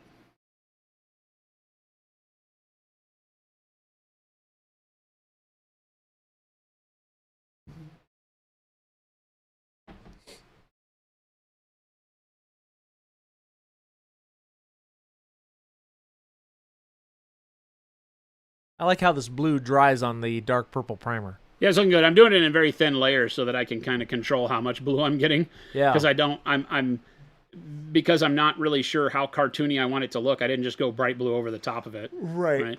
But it's a fun color. It's starting to come together. Yeah. I think it's cool. Are you going to do those cords gold? Yeah. Like the tassels? Yeah. I guess how do you do that? Because it's not you do everything else. It's not metallic metal. No. But it's not metal, but it's still gold cord. Well, you can imagine it's metallized thread. If you've ever looked at gold thread, it has that woven, like each thread has not only the whatever the cotton thread is. Yeah. It also has a little line of metallic string in there. Yeah. Or a metallic, what do you call that Something. stuff? Something. It's like the stuff bows, Yeah. Christmas bows are made out of. Yeah. Like little strings of that Yeah. are in there. So it actually Tinsel? is reflective, metallized tinsel or stuff something? in it. Yeah, tinsel. Yeah, it's almost like metallic tinsel in the That'll be cool. The stuff. I don't think I've ever seen you paint gold cord. I don't Ooh, do a and a lot big of feather, tassel-y too? stuff. What's that? Yeah, we have a big old feather too. It's a cool model. I've got tassels on this guy, right? Oh, I didn't see this yet. Look at that background. So we've got to do the tassels on him and Oh, all of that. So I was just playing around with getting some stuff done for the background on him when I you was like doing the background first, at yeah? SMC. Yeah, only because if I'm noticed going to that. use a very loose kind of brush stroke to do blending and such on the background, see how it gets up on the model? Yeah. So do that first, and then all the detail work on the model cuts it in, right? So Frigid Phoenix says, my fiance and I entered a competition at Gamers Guild in Tempe. We used Awesome. all Pro Acryl paint, and staff knew it, and they raved about Pro Acryl. fantastic. They're great. Gamers Guild, one of our biggest retailers. Yeah, we hang out there Huge at retail partner. We try to get there. We've done some of our company meetings up at the one in North Phoenix. Yep. Is that what it's called? North Phoenix, their massive one. We hang out there every once in a while, play games every once in a while. Speaking of games, you're playing tonight, aren't you? Playing Here? Philip, yeah. In some 30K? Yeah, you gonna hang out? I might hang out and watch you guys I think yell at each other for a minute. I like I- violence. I think also at the smaller table, there's going to be a D&D game. There's a lot going on tonight here, Okay. actually. Okay. I see how it is. We're playing a 2,000-point game. I'm bringing a fully painted army. Philip is not. Philip's army is got a lot of paint on it, though. I shouldn't say that. Mine is not fully painted. My one Liar. Telemundo dread is not. Liar. They both have a lot of color on them, though, don't they? I'm almost done with There the you whole go. army. There you go. It is Everything not else- Telemundo, by the way. I know it's Telemandandli. No, it's Telemandclondli. It's just Telemon. Telemundo yellowdi. Uh, Telemanschlappy. Does anybody else have an adult in their life that acts like a 5-year-old a lot? Jason, I'm offended. You should be. And by offended, I mean I take offense. And by offense, I don't mean the thing that surrounds a building. Not a white picket one? Yeah, I'm Okay. talking about the one that makes a personal attack on my character. Okay, well, you deserve a lot more personal attacks on your character. Whoa! That's bold. We got bold Jason today. Harsh, but fair. That's true. Harsh, That's true. but fair. Do I have Mo- to paint the back of this guy? Can I just not paint the back? No, paint it not black. gonna paint That's the the back. point. Yeah, I'm just going to paint That's the the back black. point I was making with the part that I didn't prime, Yeah, right? but I already painted like the back of this arm, so I had to Oh, paint the you back of did. the arm because it's a big cylinder. It would. No, it would look you gotta funny if I paint the didn't, back. So You gotta I'm not paint the- painting the back. You I've have just to. declared I'm not doing it. You have to paint the If back. if I have to finish it, then I get to pick the terms by which I finish, and the terms by which I finish are that the back is not getting And painted. you have to finish it by next Friday. Yeah, I know. So I'm not painting the back. Mo just used some highlighted bits to say, what's the ETA on the framables?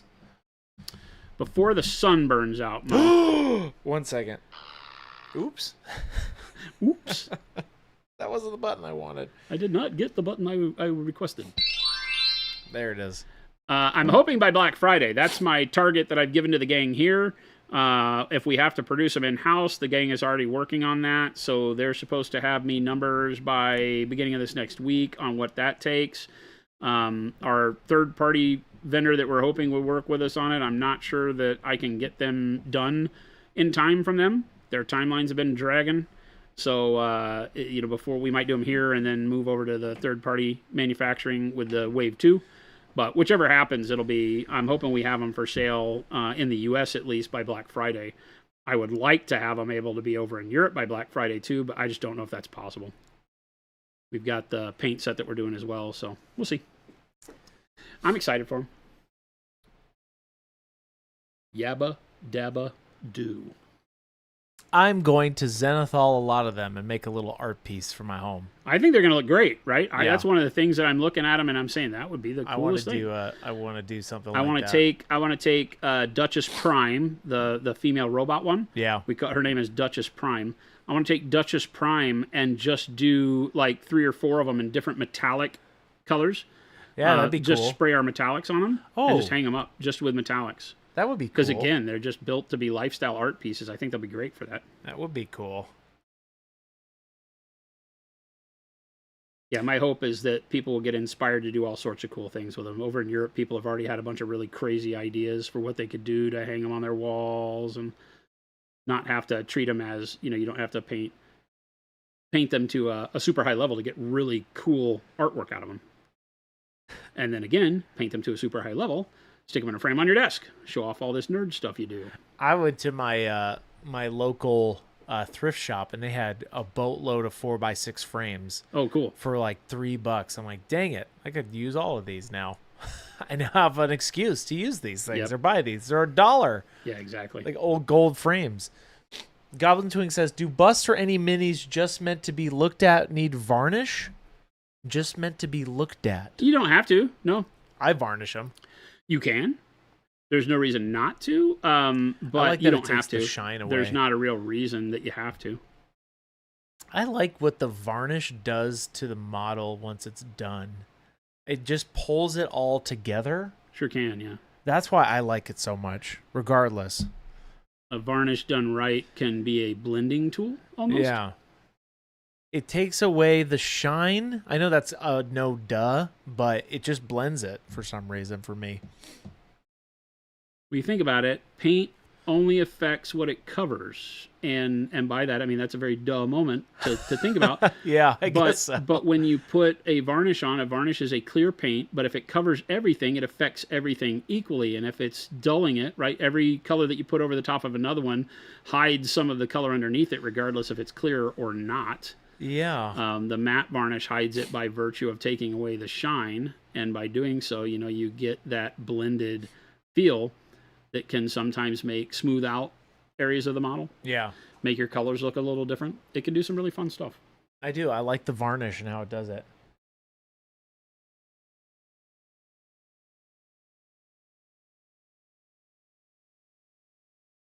Source, you're silly. So now that AP has bionic bristles, I think we need a brush called Wizard's Butt Hair. Oh my goodness. Everybody needs a marketing tool.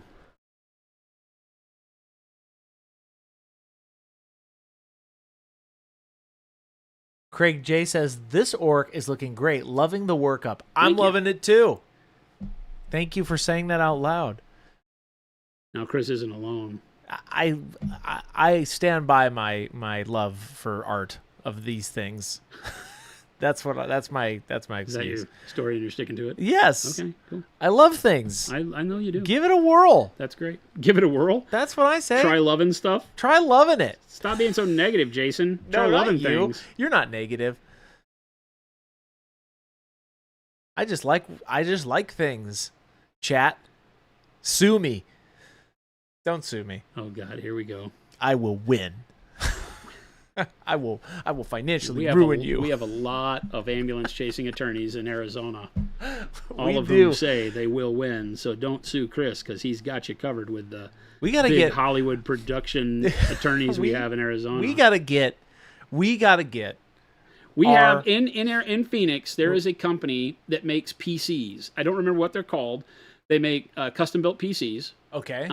And they put out a big billboard, and the billboard says, "We bought this billboard so an attorney couldn't." That's what it said. That's how many attorneys are in Phoenix, and that all the billboards are attorneys or cannabis places. And we got to do this. This one place came out and said, "We bought this so that attorneys couldn't." There's so many. I don't see any I can't recall a billboard that wasn't about an attorney. Good God. I mean, it's to the point to where it's like discount attorneys. Like the one thing I don't ever want in my life is a discount attorney. If you say discount before your legal team, I'm not doing it. Yeah, that doesn't seem like the good sell to me. I'd I rather have the Macy's store than the Walmart legal. I don't know. That's just I'm not me. going for Wish.com attorneys are us. Yeah. We need to get our lawyers and all our people to do something for one of our commercials. I told you I want to get the husband and wife law team, which they're another one of those ambulance chasing attorney ones. But they're do funny. it. They're funny. That guy break dances and does all sorts of nonsense Let's stuff. get him painting a model. That's our next initiative, getting people who wouldn't paint models to paint models. Well, that's our main life goal too, but everybody should be painting. I just like it when people start painting that don't look like they should fit the mold of wanting to be the painter that you would expect them to be. Yeah. That's what I like. It's like, oh, wait. You said know the about painting? the nerd closet is what you call it, right? Yeah. They're still stuck in the nerd closet. Yes, Stan, the challenge review is going to be with me, Grant, and Baby J. Jason's going over to the UK. I'll be in the UK next week. Not next week, week after next. No, I was just like, dang, not next week. No, Give not yourself a next week. break. I just got home.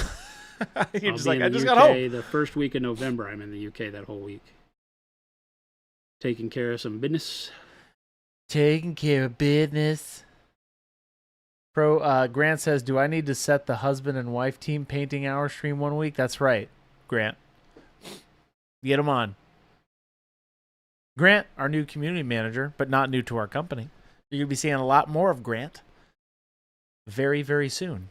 And by soon, I mean already started, because he will also be back to do the review for Orktober, because Grant plays orcs.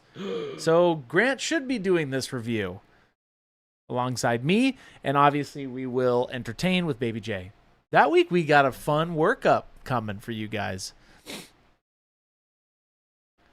The week that Jason's gone, we're going to be painting up some Legion stuff, because in November, Jason's going to be painting up with the AMG team. Who's building all that stuff? It's done. All that stuff's built? And primed. What? Yes, sir. My whole box of Rebels? And the heroes. What? Did Matt do that? Yes, he did. I nearly yelled at him the other day because I saw Matt just build models. I was like, what is this? Just free time? No. And I thought, he looks like he's really into that. That might be something he's doing for Chris. No. So I didn't say anything. And now I'm finding out that it's a good thing I didn't say anything. Well, they've got their big mini extravaganza thing, so Dallas is going to come on November 14th and paint up some Rebels with Jason. He's going to be doing 14th. Empire. Yeah, have dude. to figure out a Rebel paint scheme by then? Yeah. We've got a big thing coming up at Adepticon. Yeah. I'm going to be on the live stream, live from Adepticon, playing with Dallas and some other people from Dallas's inner circle. Yeah. In a custom narrative Star Wars Legions battle. Yeah, so to work up to that I have no idea what it's about. I have no idea. Dallas is this insane, like, DM kind of guy who's only there to kill us. And so he's creating some scenario where he brings, like, some ultimate bad. I was like, what is it going to be? Like Darth Vader with all the bad stuff? And he's like, no, you can't even imagine. Anyway, we got I like how he goes, anyway, like what I said wasn't relevant. No, it is. It is. Did you... No. He does that all the time. Yeah, anyway. No, I don't. That wasn't on purpose. I was so excited for what you were saying that I was so excited for you, with you, at the same time. No, Gandalf. That's really cool, Jason. I'm really happy for you because we primed those and built them. So now Matt can keep his job, and we can... Oh, no, chat. What have I done? Dude. We're going to have a good time, though. Oh, boy. Baby J's going to be painting up some Legion stuff, too, in like a pre-game while Jason's gone. We're going to have some fun with it. November is known for Star Wars, so... I don't think it is, but... I think May is, actually. No. That one's too cliche. Monument does May the 4th be with you in November, which is hilarious. May the 4th be with you. Get it? Like November 4th? May the 4th be with you. We're doing that, chat. Get ready. Please be a Tuesday. Is that a Tuesday? Come on, baby. Let's look at that calendar. Here we go. The 4th be with you. You like that, Jason? No. Heck yeah, dude. November. And Jason's gone. Woohoo! 1 second. No, where's my clapping? No.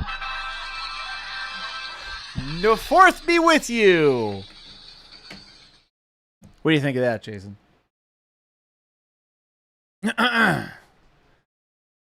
You like that idea? No, he's done with me, chat. He's turned it off. Canceled. Chris is canceled. Hey, it's been a good run, chat. Wookiee Life Day is November the 17th, says Stan. What? Wookiee Life Day? Now they're just making crap up. You have to dress like Chewbacca that day then. Sure, why not? The fourth be with you.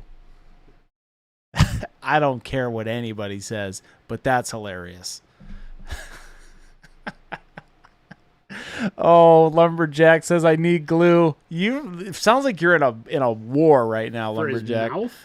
Oh, chat. Can I glue Chris's mouth? No, closed? don't do that.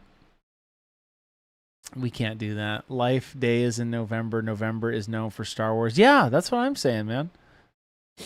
No, I think, so we're going to be painting up some Legion this November. It'll be fun. But we'll have more information about Dallas and Jason's painting extravaganza coming up pretty soon. So get ready for that. Kind of remember it being on my calendar. It is. Or we talked about it, but I just am bad about that, so I didn't know. No, I that's what you have me for, Jason. Right? Just trying to add value now. No, that's what you have me for. You remember this thing we're going to do? Yes? Question mark? Why is Matt building these? Oh, yes. That thing that we need to pay a whole army for. Yeah, it's like now I feel this wash of relief. Yes. So I went from Jason, mad I to got completely relieved. I got you, man. Don't you worry. I kept walking through here, and there's a big old box of this stuff over here, and I kept looking at it. Break out in hives. I'm like, oh, geez, I think we have to paint that soon. They sent us many things. So we're excited. Because everybody knows, chat, if you've been here long enough, you know how much I love building models. You do. And then you bought yourself a fully customizable Blood Angels army with bits galore. I built all of that. But you like building those. Hey, you know what I got? I got my Iron Warriors shoulder insignias. Ooh, finally, from Pop Goes the Monkey. That's cool. They make all their stuff in Canada now, so that wasn't cool. Oh, I called him up. Matt Schweitzer is the guy that runs Pop Goes the Monkey. I was like, Matt, so what about delivery with Canada Post being out of whack? And he was all bummed out about it. So he was not a big fan of that conversation. Oh, I see. It's like, sorry, didn't mean to open a sore wound there, but. Lumberjack says, Chris, I need glue because I'm almost to the point where I'm doing this non-metallic metal. I see. November paint. What's the glue for? I don't understand. Yeah, is it because you broke this or? Oh, that's right. He said he busted the model. Yeah. Don't do that, man. It's very easy. Just don't break models. Come on. Grant says November paint contest is paint Christopher a better 30K army. Everyone picks and paints a single model. Grant, I don't know what you're talking about. My Thunder Warriors are going to take over the battlefield. Hey, so I want to do a community thing, where every month or two, maybe once a quarter, because I don't think I could do it all the time. Okay. But every so often, we have a community member that gets picked. Like, it's a prize they win. Okay. And they get to start a model and then send it to me, and I have to finish it using the color scheme that they start. Ooh, that would be cool. You mean like what size? Like a bust? Is it up to them? It can't be anything too big. It'd have to be like a 32 millimeter, like a wargaming scale model. Yeah. Right? That'd be cool. But something that, somebody would have to like start it, and then I get it kind of blind and have to be like, oh, what am I going to do with this? Because the community will troll the hell out of me, right? So they'll start it with like some crappy color scheme I have to then use. I thought about it the opposite way. I thought it would be they would try to get it as, I don't know. Well, no, I figured that they would take it and base coat it with colors that are like completely nonsensical. So then I have to look at it. That didn't even register to me. I'm like, I've been with them a lot longer than you have. Trust me. I'm like, trust me on this. This is a nice community fun. Trust me on this. I've known these people for quite a while now. Back. Never mind. That'll be hilarious. Okay. Here I'm so innocent being like, oh, this would be really cool for the community and a lot of good fun times. Like, no. Oh, it'll be good fun times. Dark, hot, pink, all over, plaid. See? Well, if they take the time to paint the plaid, then the model's just done. What they'll do is they'll send it to me in base-coated pink everywhere.